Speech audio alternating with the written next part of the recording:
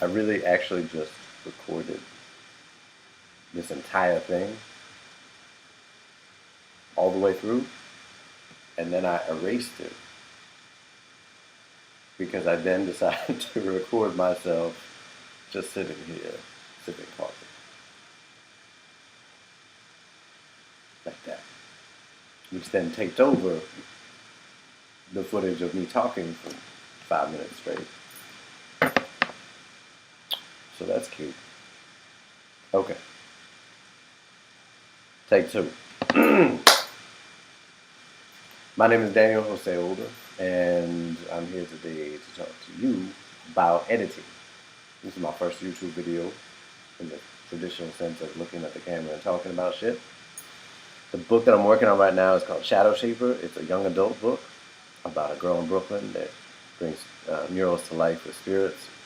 And it comes out from Scholastic's Arthur A. Levine Press, Arthur A. Levine Books in next summer. So the part we're at now is like the semi-final round of edits, which is exciting, which is amazing. Because I started writing this book in 2009. This is the first book that I ever sat down to write. It's been about 4 different books in the course of its life. So it's the most editing I've ever done on a project. And it's been transformed so many times, which is what editing is for. When you're editing, you can't be too delicate. There's times for delicacy, but you also need to save a copy so that you can just go into what you're looking at and tear it up. You have to be in a kind of destroy to create mentality where you're just tearing pieces out, putting new pieces back in. You can't be polite with it. You really gotta fuck shit up. And that's what can be complicated because there's a mindset, as I've talked about on Twitter, there's a mindset that you enter into when you're writing, when you're creating something, and there's a mindset when you're destroying and when you're editing, when you're taking things apart. And sometimes you have to jump back and forth between those very quickly and adjust. Because you might come to a part where suddenly you need a brand new scene when you're editing, and then, but you're over here in the mindset where you're just chop, chop, chop, chop. You have your machete out and not your director set. Or whatever. Here's how editing works. You get notes from your editor. The first set of notes that you get are global notes. Global notes means it's the bigger picture stuff. So you're dealing with scenes being out of place or entire sections that don't quite work or might not need to be there. You're dealing with larger character issues of when different themes or characters come in. You're dealing with overall plot stuff. Are there moments when things slow down for no good reason or go too fast? Are there moments when you need a breather? For this is my personal thing. I'm a visual person. My first art love was cartoons. I wanted to be a cartoonist. I wanted to be a creature maker for Jim Henson or George Lucas. So I've always been visual, and I always deal with things visually. So this is what I do. I'm going to show you the thing behind me right there on the wall, which has been there in one form or another since I started writing this book, or since my first round of edits on it 5 years ago or whatever. I feel like Mr. Rogers right now. We're going to walk over to picture. And this is what the book looks like from my point of view when I'm trying to think about edits. Now, I know it's not very bright, but that's okay because you don't want to see spoilers anyway. But this is the path of the plot. Now, you'll notice that it is a mess. There are parts sticking out.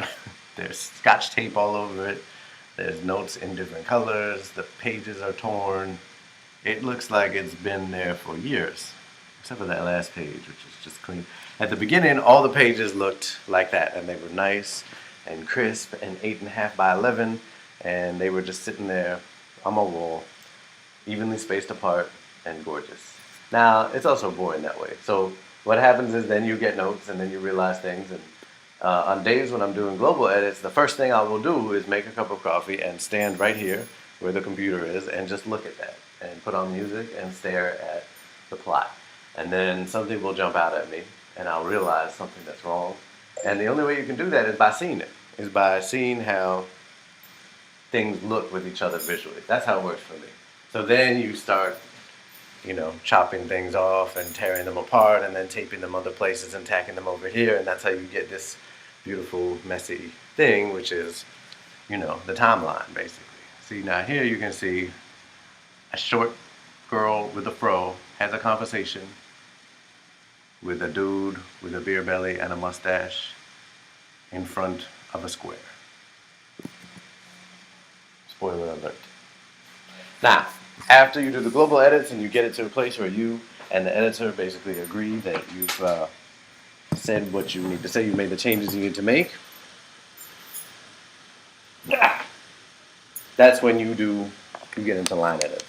Line edits are when literally you're going line for line and you're figuring out which words need to stay, which words need to go, what makes sense, what doesn't make sense.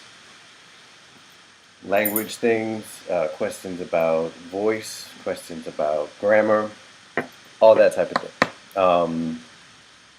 As I said, the complicated thing is when you're jumping back and forth, which is part of what I was doing and part of why it was complicated. So, ideally, the relationship that you're having with your editor is one where you're having a great conversation with a person that you respect about what works and what doesn't work in literature. And you're going back and forth and thinking about it and thinking it through and trying to basically make the best book. It's not about your ego. It's not about anything but making the best book and doing the best that you can do. Now, it's not always like that. You hear horror stories. In my situation right now, it's like that. It's wonderful. So, even through disagreements, we both put our thoughts on the table, and then, we come to some conclusion. When I was editing Long Hidden with Rose Fox, this is a similar process that we had. We would send notes to the authors, and authors would send their notes back to us, responses, and we would go back and forth, sometimes for quite a while back and forth, and you had these long email chains of seeing these stories come to life and go through these different processes and changes and become, closer to the heart, ideally closer to the heart of what they're meant to be. And that's what a great editor does, is find the heart of the story and find what's getting in the way of it not being close to that heart, and then taking the writer on a journey where we, the writer, get closer to that place. That's editing. That's what we do. So if you have questions about editing, you can put them in the comment section.